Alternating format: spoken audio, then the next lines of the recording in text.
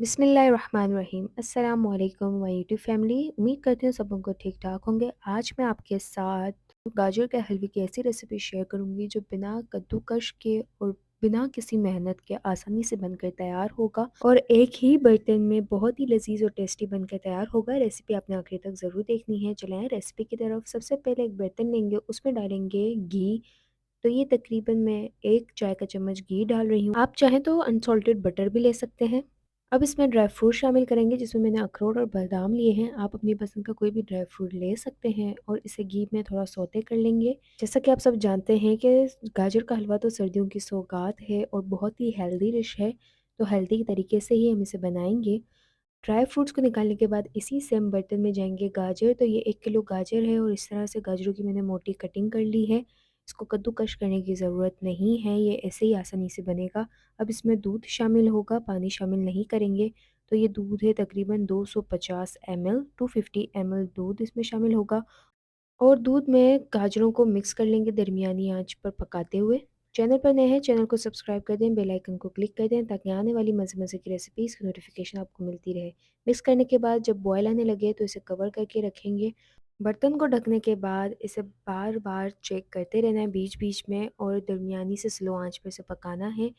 Check करते हुए stir करते रहना है कि जब तक दूध सारा खुश्क ना हो जाए। और गाजर भी अपना पानी खुद छोड़ता है, तो एक्स्ट्रा पानी डालने की ज़रूरत नहीं है। उसी में ही ये गाजर गलेंगे और सॉफ्ट बनकर तैयार होंगे।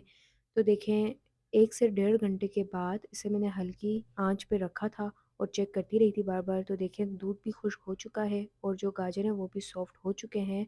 मैं स्पैचुला की मदद से आपको दिखा देती हूँ।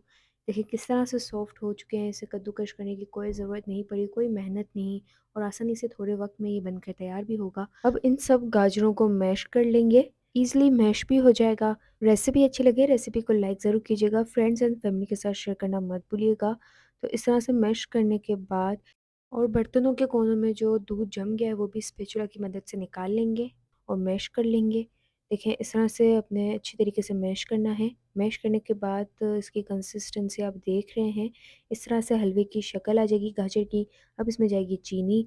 तो ये 1 कप चीनी मैंने शामिल की है और 3 अदद इलायची जाएगी। मिक्स करते हुए इसे दरमियानी से स्लो आंच पर पकाएंगे कि जब तक चीनी डिज़ोल्व ना हो जाए गाजर में। तो देखें चीनी भी डिज़ोल्व हो चुकी है। अब इसमें जाएगा घी। घी या अनसॉल्टेड बटर आप डाल सकते हैं, तकरीबन 1 खाने का चम्मच। थोड़ा सा ही डाला है मैंने क्योंकि मुझे इसको हेल्दी हलवा बनाना है। तो थोड़ा सा घी जाएगा इसमें और मिक्स कर लेंगे। मिक्स करने के बाद इसमें जाएंगे ड्राई फ्रूट जो पहले सौते करके रखे थे, तो इसे मैंने काट लिया था चॉप करके, इसमें डाल दूँगी।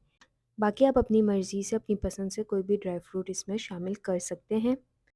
अब इसमें जाएगा खोया। तो तकरीबन 1 पाव 250 ग्राम खोया शामिल करेंगे और मिक्स कर लेंगे।